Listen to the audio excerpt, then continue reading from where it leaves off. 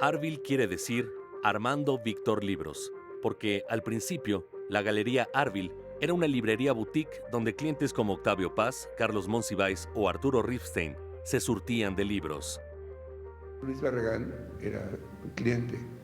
Yo sabía que le interesaban los jardines, que le interesaba la arquitectura japonesa, que le interesaba la arquitectura del lodo, del Medio Oriente.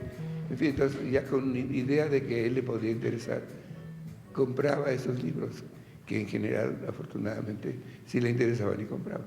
Entonces la labor del librero es eso, saber quiénes son sus clientes. Inaugurada en mayo de 1969, desde entonces, la Galería Arvil se convirtió en una presencia viva en el arte mexicano y a lo largo de 45 años han señalado tendencias, editado docenas de libros y descubierto y promovido artistas dentro y fuera del país. Si se tuviera que señalar su influencia en una sola frase, se diría que Arvil formó el gusto de la generación que llegó a la madurez en los años 60. Fuimos muy afortunados porque nuestras primeras 3 exposiciones, la primera fue Feliciano Béjar, que en aquel momento pues sus magiscopios eran muy sorprendentes, era una innovación fantástica. La segunda fue José Garciosejo, que también en ese momento pues era el artista muy solicitado. Y la maravilla que fue nuestra tercera fue Francisco Toledo, con 75 dibujos que hizo especialmente para nosotros. Ahí nació una amistad que no ha concluido. Toledo se convirtió en la estrella de la galería. Un día que estaba yo solo con el mozo, entró este personaje vestido de manta y con guaraches. Me sorprendió porque nuestro clientela era hiper sofisticado. Pero bueno, vi que se dirigió a la parte de libros de arte. Más sorprendido que de verlo, que se quedó un buen rato viendo libros de arte. Y después se fue. Varios días después vino un amigo mutuo, Roberto Doniz, artista oaxaqueño también, que en su momento era importante.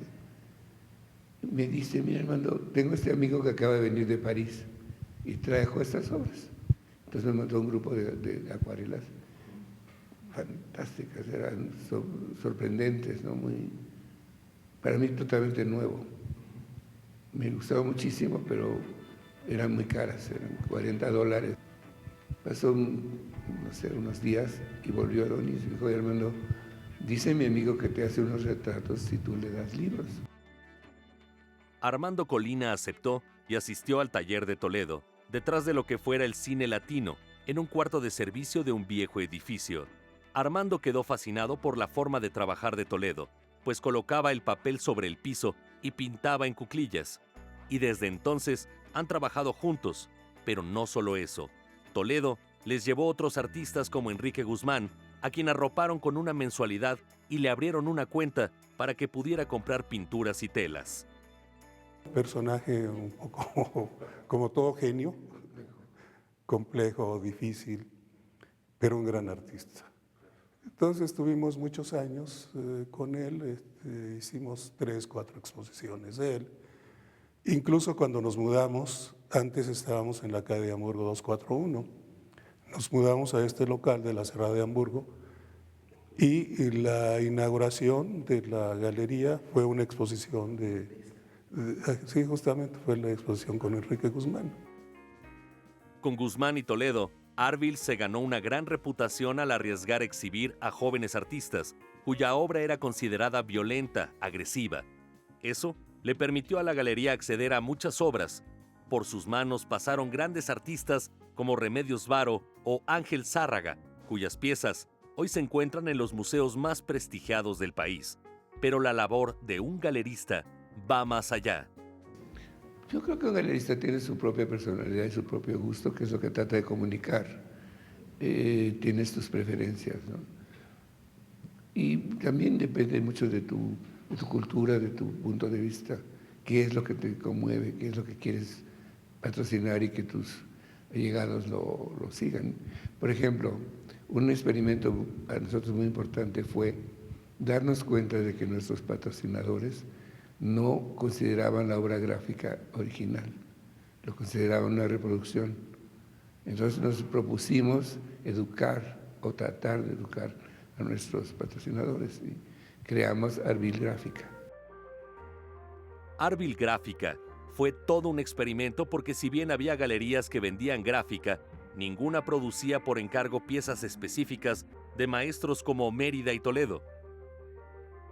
Uno de esos hitos fue el Catecismo para Indios Remisos, una serie de grabados de Toledo cuyos textos fueron concebidos por Carlos Monsiváis, los únicos textos de ficción que escribió en toda su vida.